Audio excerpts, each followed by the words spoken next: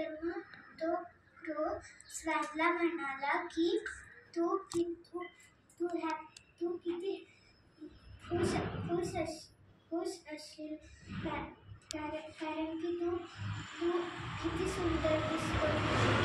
मग स्वॅन त्या क्रोला म्हणला की हो मी हॅपी होतो, पण त्याच्या आधी होतं जेव्हा मी पॅरेट नव्हता बघितला.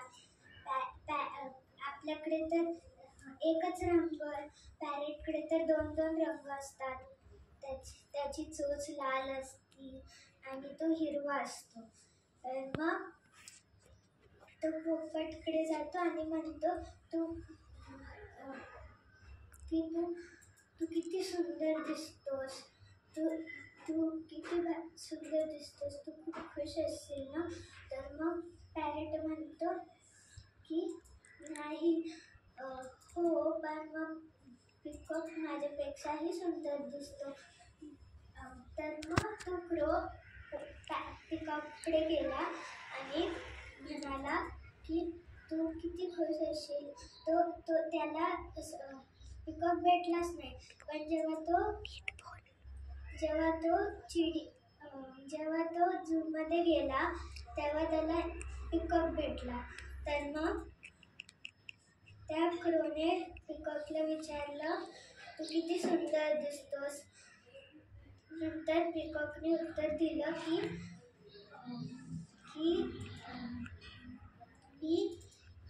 मी तर सुंदर दिसतो, पण तुम्ही किती खुश असाल.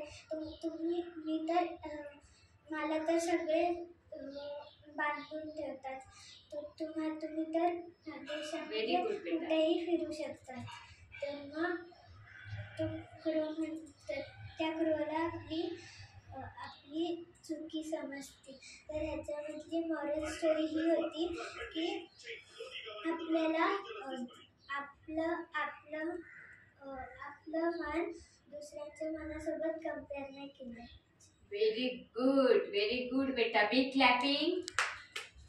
Say thank you ग्रीशा. Ishika say thank you. तुला स्टोरी समजली? काय होती स्टोरी? काय होती? इकडे बघ. उभी राहा. इथे थांब. दीदीने तुला काय स्टोरी सांगितली, तुला आणि ओमला? सांग बरं. कोण होतं स्टोरीमध्ये?